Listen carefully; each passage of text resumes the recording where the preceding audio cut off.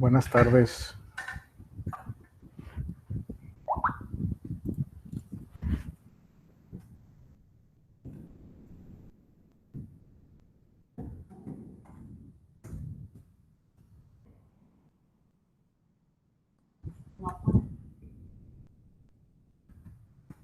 Aún.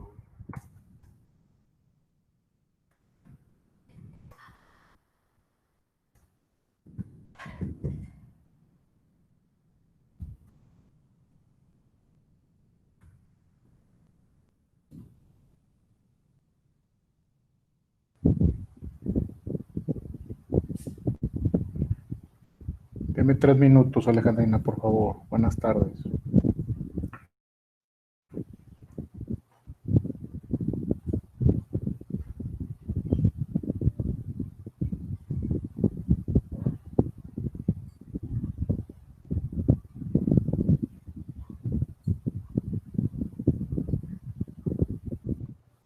Sí, buenas tardes. Buenas tardes. Vamos a ver el calendario para ver que ya casi estamos terminando el tetra.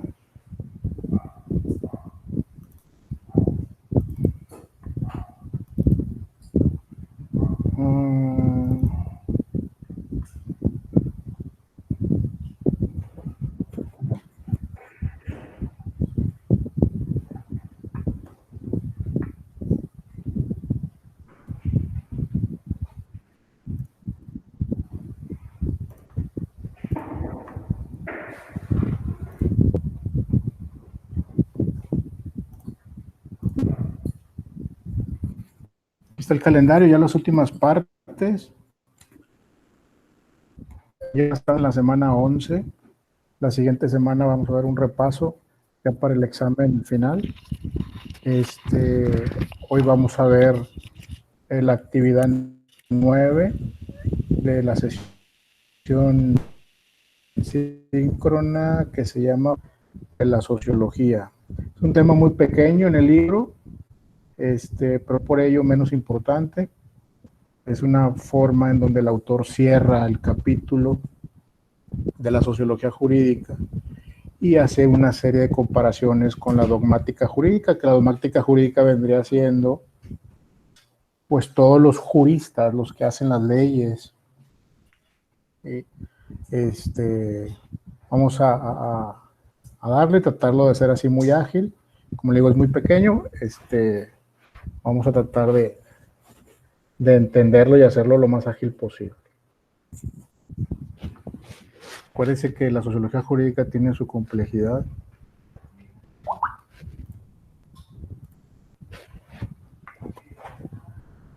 Vamos a ver.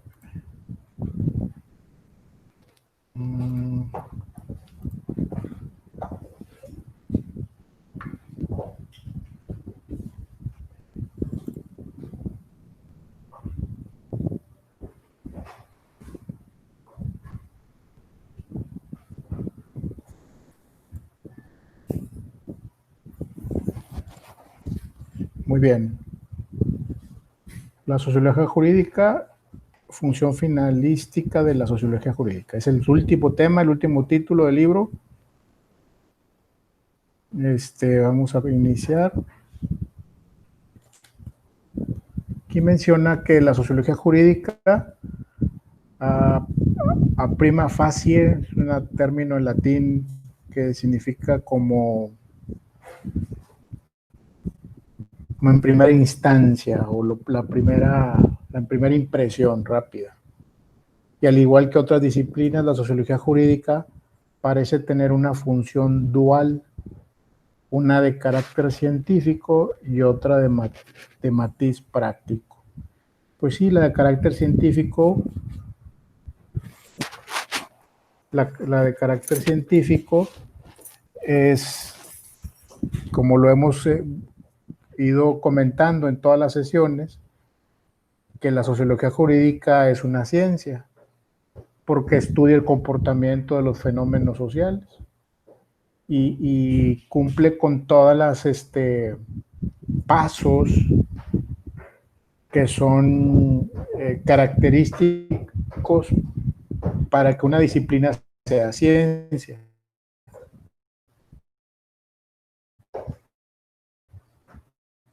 Por ello que la otra de matriz práctico, lo que entiendo yo aquí es lo que quieren, lo que estudian, lo que determinan a través de su método científico es llevarlo a la práctica, ¿sí?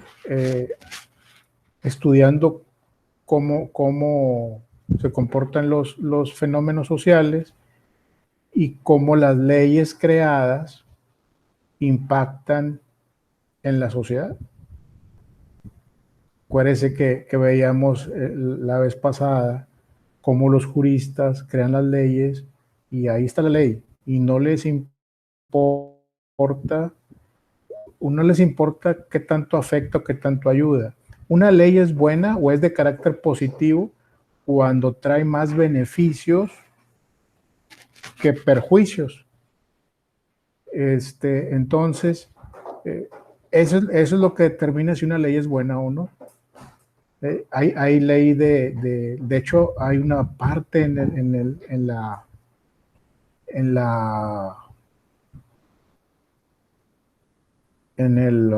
perdón, se me fue el avión. Hay una parte en el estudio jurídico que se llama derecho positivo y derecho vigente positivo y derecho vigente negativo. El negativo es el que no está sirviendo. Está vigente, pero no está sirviendo. Entonces, a eso se refiere la matiz práctica de la sociología jurídica. O sea, el carácter científico, que es la que lo estudia, el fenómeno, por qué los fenómenos sociales se comportan de cierta manera, y la otra parte, matiz práctico es eso precisamente, las leyes, cómo funcionan, si realmente están cumpliendo su cometido o no, etcétera, con todo ese tipo de cosas. Ello tiene su traducción en una doble vertiente de la sociología jurídica, la pura y la aplicada. La pura vendría siendo lo científico y la aplicada, pues la aplicada cuando la están aplicando, ¿no? La función científica de la sociología jurídica se encuentra incita en su propia naturaleza. Se trata de una ciencia, de un conocimiento con específicas condiciones. Estas son de un saber razonado, sistematizado y coherente, y no una intuición, no una simple aplicación de sentido común. Aquí, o sea, a mí me gusta mucho esta parte porque es muy consistente en lo que está diciendo. Por ejemplo, no, donde dice aquí en el último renglón del segundo párrafo, donde dice, y no una intuición. O sea, no prejuzgan, no hacen hipótesis. Aunque pudieras pensar por la situación que se está viviendo, cómo se va a comportar la sociedad, no puedes prejuzgar ni hacer una hipótesis. Es lo que está, ni intuir nada inclusive, es lo que está sucediendo, ¿sí? Y eso está muy apegado a eso. Dice, admitiendo que el derecho dogmático aparece en sí mismo como forma y artificio, la sociología jurídica incita en su teleología el descubrimiento y subsiguiente reencuentro con la realidad. Los juristas pueden recibir cosas relevantes de los jusociólogos, tanto en el orden práctico como en el científico. Lo que los juristas a secas pueden esperar de los jusociólogos son fundamentalmente. Entonces él sigue comparando, yo percibo que este autor está preocupado por separar de una manera muy clara lo que es la dogmática jurídica con la sociología jurídica. Entonces, de una y otra forma lo explica y da el sustento para que el que lo estamos leyendo como nosotros entendamos que hay una separación bastante clara, ¿no? Inciso A dice, el conocimiento del derecho enmarcado en la realidad. El conocimiento del derecho enmarcado en la realidad. Eso es lo que busca, el conocimiento del derecho que esté enmarcado en la realidad. Déjeme ver porque creo que alguien quiere entrar. Permítame tantito. Voy a revisar. No. Me llegó un mensajito como si alguien quisiera entrar.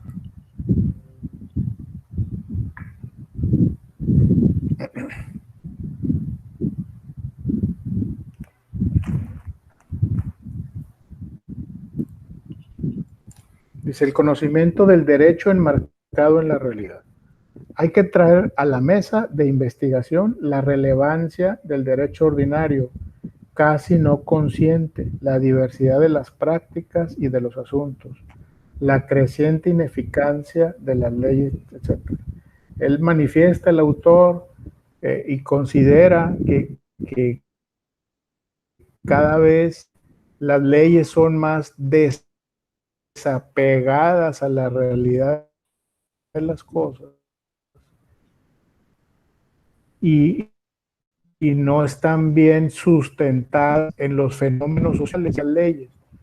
Entonces, por eso él dice que hay mucha ineficacia en las leyes. ¿Qué significa eso? Que no están cumpliendo cabal para lo cual fueron creadas. Y nuestros juristas actuales, modernos, están más tal vez justificando su trabajo creando leyes. Pudiera ser una de las formas o de las razones, y no haciendo leyes bien pensadas, que pudieran, una ley bien pensada y sustentada en la sociología jurídica, pudiera, como puede ser, pudiera ser más importante que 10 leyes. O sea, una ley bien pensada pudiera suprimir 10 leyes, ¿no? Eso es lo que más o menos quiere decir. Entonces, en vez de haber 150 leyes para un determinado comportamiento, con unas 2 o 3 bien hechas, bien sustentadas, pudiera ser suficiente. Porque hay mucha letra muerta, en la ley hay mucha letra muerta que ya no se utiliza, porque las cosas van cambiando. Lo hemos platicado mucho aquí, las cosas y la sociedad va cambiando, va evolucionando. Lo que antes era muy importante ya no es tan importante. Vienen nuevas formas de hacer las cosas, nuevas formas de comportamiento, nuevas tecnologías, cosas así. Entonces hay mucha ley muerta o letra muerta que le dicen. En el inciso B dice la explicación del de saber por qué son o cuando menos cómo han aparecido los fenómenos jurídicos. En el inciso C dice frente al derecho dogmático, la sociología jurídica puede y debe cumplir una eficiente tarea de crítica y descubrimiento del legislador sociológico, que actúa junto al legislador jurídico estricto sensu. Lo que se entiende aquí es que él menciona que el autor, que deben de ir muy de la mano el derecho dogmático con la sociología jurídica, pues para hacer leyes más apegadas a la realidad y que cumplan su función. Y finalmente, una aportación no menor y de incuestionable relevancia, la sociología jurídica en su faceta científica, es decir, la pura, ha puesto de manifiesto con toda nitidez el fenómeno jurídico de la ineficacia de las leyes. Frente al dogmatismo jurídico, poco o nada interesado en esa ineficacia, ya que presupone la perfección de la ley. La jusociología exterioriza incontables situaciones de inobservancia de la misma. Aquí otra vez está diciendo la gran cantidad de leyes que son ineficaces y que la sociología jurídica en sus estudios ha determinado y ha calificado a un montón de leyes como ineficaces. Y el dogmatismo jurídico solo se preocupa por hacer la ley y que la ley sea perfecta, y se olvida de para qué fue creada la ley o para qué sirve crear una ley, básicamente, ¿no? Entonces, Ay, permítame, tengo una llamada, permítame tantito. Ya. Entonces, de ahí que la sociología jurídica tenga tres manifestaciones fundamentales ligadas a otras tantas facetas de la actividad jurídica. De la denominada sociología de la jurisdicción, dentro de ella puede advertirse una doble vertiente, la pericia sociológica y la interpretación sociológica. La primera como auxiliar del juez y la segunda como colaboradora esencial del mismo, conformando la interpretación jurídica como predominante social. Otra vez él sigue insistiendo en cómo puede ser o cómo debería de ser o cómo le debería de servir al dogmático jurídico, a la dogmática jurídica, la sociología jurídica, como colaboradora, como intérprete en las leyes, como una asociada para aplicar la ley, ¿sí? Dice, la sociología legislativa, en ella cabría encajar con suma propiedad el problema esencial de la oposición entre los hechos sociales y el derecho, o lo que es lo mismo, la oposición entre, no alcanzo a ver aquí, entre el saber y el deber.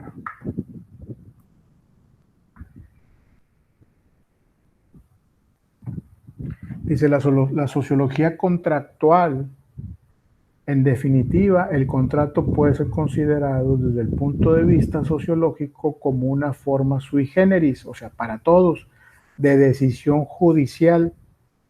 Su análisis puede proyectarse en un doble sentido, el de formación del contrato y el de su operatividad. La sociología contractual, a mí me gusta mucho esta parte porque en mi carrera yo he visto mucho tema de contratos. Entonces, los contratos son pudieran ser de repente muy desapegados a la realidad. Tú puedes hacer un contrato con otra persona y mientras no haya vicios de voluntad y las partes estén de acuerdo, casi que puedes poner en ese contrato lo que quieras, ¿sí? Siempre y cuando sea lícito el objeto del contrato. Pero puede ser muy desapegado de los fenómenos sociales que imperan en ese momento. Inclusive puede ser muy desapegados también de la ley, y mientras las partes estén de acuerdo, no pasa nada. Cuando no se cumplen los contratos, es cuando se viene el problema, y es cuando acudes a la ley que supuestamente debió haber sido formada, estudiando los fenómenos sociales. Entonces, este autor es consistente en ese sentido, defiende mucho el aspecto de la sociología jurídica como una fuente, pudiera ser una fuente, yo lo veo así, la sociología como una fuente formal de derecho, porque al estudiar los fenómenos sociales puede determinar qué ley habrá que aplicar. Y a veces no sucede así, la dogmática jurídica ve un problema y genera una ley, pero no ve el trasfondo. Es como los doctores, ¿no? El doctor ve un síntoma y da una pastilla, pero no está viendo el por qué está ese síntoma. Entonces, más o menos así lo entiendo yo, y así lo quiero transmitir a cada uno de ustedes. Y bueno, y con esta parte concluimos el libro y las sesiones síncronas. No sé si tenga Alejandrina alguna duda, algún comentario que hacer, algo que quiera compartir.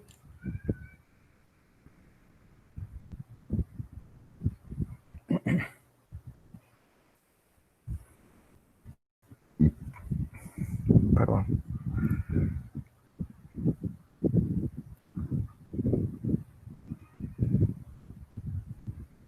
Sí, ¿Está por ahí Alejandrina todavía? ¿Nos sigue acompañando?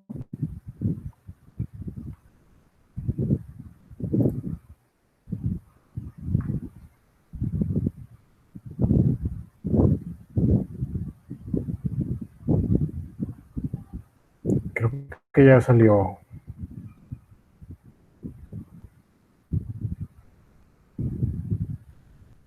Bueno, pues con esto concluimos la sesión síncrona. Era muy cortito el capítulo.